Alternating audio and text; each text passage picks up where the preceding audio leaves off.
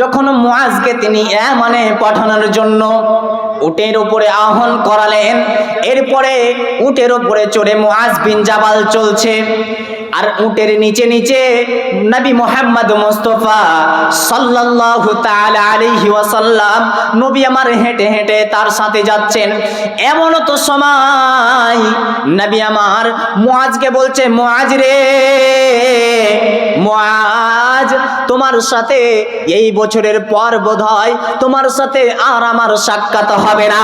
তুমি আমার মসজিদে নববীর পাশ দিয়ে চলে যাবে, তুমি আমার কবরের পাশ দিয়ে চলে যাবে, বোধহয় আর সাক্ষাৎ হবে না। মুআজ এই কথা শোনার পরে চোখ দিয়ে অশ্রু বের করে চিৎকার করে কাঁদতে লাগলেন। মুআজ বলছে, ইয়া রাসূলুল্লাহ, ইয়া হাবিবাল্লাহ, নবী গো, আপনি আমাকে এই রকম বাক্য কেন বললেন? মুআজ রাদিয়াল্লাহু তাআলা আনহুকে নবী করিম সাল্লাল্লাহু আলাইহি ওয়াসাল্লাম বলছে, মুআজ রে, তুমি জানো না তোমার সাথে আর আমার সাক্ষাৎ হবে কিনা জানি না, তবে এই দুটো কথা তুমি মনে রাখিও, এই দুটো কথা আমার স্মরণে রাখিও। এক নম্বরে নবী তখন বলে দিলেন, মুআজ রে, তুমি যখন দুনিয়াতে চলবে, যেই কোনো প্রান্তে থাকবে, যেই কোনো জায়গায় থাকবে, তুমি আমার আল্লাহর কথাকে স্মরণে রাখবে, আমার আল্লাহর কথাকে তুমি অন্তরে রাখবে, আল্লাহ তাআলা তোমার সব কাজকে সুবিধাজনক করে দিবে।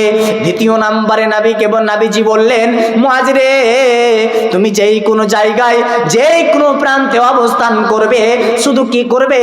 আল্লাহু আকবার, এই কথাটা তুমি বলতে থাকবে।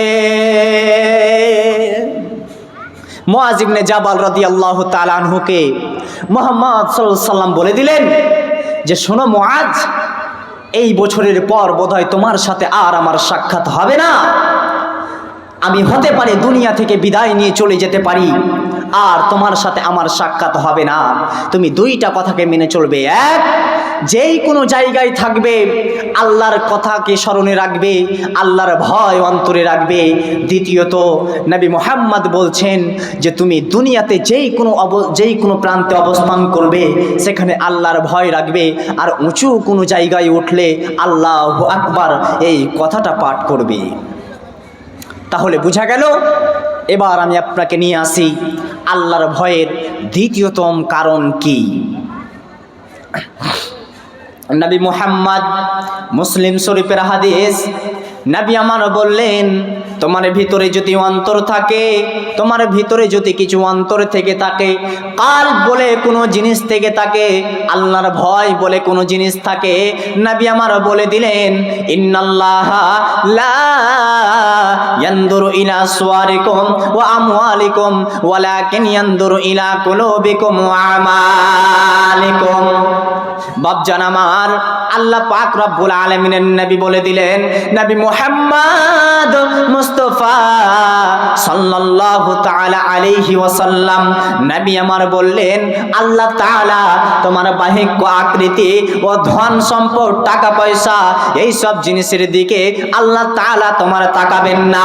মহান আল্লাহ তাআলার উপরে আপনি প্রশ্ন ছুড়ে দিবেন, ও মুলবি সাহেব, আল্লাহ আমাকে বাড়ি দিয়েছে, গাড়ি দিয়েছে, টাকা দিয়েছে, অট্টলোকে দিয়েছে, যাবতীয় পৃথিবীতে যা কিছু লাগে সমস্ত কিছু আল্লাহ আমাকে দিয়েছে, এবার আল্লাহ তাহলে আমার ওই জিনিসের দিকে কেন তাকাবেন না? বাবজান আমার, আল্লাহ আমার ঘোষণা দিয়ে দিয়েছে, আল ইয়াউমা আকমালতু লাকুম দীনাকুম ওয়া আতমামতু আলাইকুম নি'মাতি ওয়া রাদিতু লাকুমুল ইসলাম দীনা। আল্লাহ ঘোষণা দিয়েছে, আজ আমি মুমিনদের জন্য, আজ আমি আমার বান্দাদের জন্য এই দিনকে পরিপূর্ণ করে দিলাম, আর আমার যত নিয়ামত রয়েছে আমার বান্দাদের জন্য আমি পরিপূর্ণ করে দিলাম। আমি আল্লাহ আমার বান্দাদের জন্য যা কিছু লাগবে পৃথিবীতে আমি সমস্ত কিছু দিয়ে দিয়েছি, আমি সমস্ত কিছু পরিপূর্ণ করে দিয়েছি। বাপজান আমার, হাদিসের সাথে এই আয়াতটারও কতটুকু মিল রয়েছে আমি বুঝিয়ে দিই আপনাকে। আল্লাহ বললেন, আমার বান্দাকে যা কিছু লাগবে আমি রব তার জন্য সমস্ত কিছু কিছু জিনিসকে আমি পরিপূর্ণ করে রেখেছি, সমস্ত কিছু জিনিসকে আমি তার মাননীয়ত করে রেখেছি। আমি আল্লাহ তার জীবনে 1 টাকার প্রয়োজন হলেও আমি রব তাকে দিয়ে রেখেছি, তার কপালে আমি তাকদিরে লিখে রেখেছি। তাহলে আল্লাহ তাআলা তোমাকে বাড়ি দিলেন, গাড়ি দিলেন, অট্টালিকা দিলেন, টাকা পয়সা দিলেন, ধন দৌলত দিলেন, জমি জায়গা দিলেন, এর পরেও নবী আমার কেন বললেন যে আল্লাহ তাআলা তোমার এই সব জিনিসের দিকে তাকাবেন না? এই হাদিসের ভিতরে এরপরে দুটি শব্দ আছে। আল্লাহ তাআলা আল্লাহর নবী বলছেন ইলা সুয়ারিকুম ওয়া আমওয়ালিকুম ওয়ালাকিন ইয়ানদুরু ইলা কুলুবিকুম ওয়া আমালিকুম। আল্লাহ তাআলা তোমার অন্তরের প্রতি তাকাবে, তোমার অন্তরে আল্লাহর ভয় আছে নাকি, তুমি নবীর কথাকে মেনেছো নাকি, আল্লাহর কোরআনের আয়াতকে মেনেছো নাকি।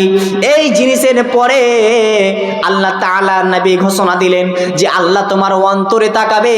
এরপরে অন্তরে তাকার পরে ওয়া আমালিকুম, তুমি কি কি আমল করেছো, তুমি কি কি আমল করেছো, এই জিনিসের প্রতি আল্লাহ তাকাবে।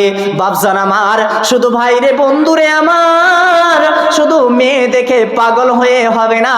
দুনিয়াতে দিনদার বলে কোনো জিনিস আছে, দুনিয়াতে ছেলের মেয়ের বিয়ে দিতে হবে, কোনো তাহকিকি বলে জিনিস রয়েছে, সেই জিনিসের দিকে আপনাকে ঘিরে থাকতে হবে, সেই জিনিসের কথাকে মান্যতা দিতে হবে, নবীর হাদিসের কথাকে জীবনে পয়েন্টে পয়েন্টে মানতে হবে। তাহলে আপনি বুঝতে পারবেন যে আল্লাহর নবীর অন্তরে, আল্লাহর নবীর হাদিসের কথা আপনি অন্তরে রেখেছেন।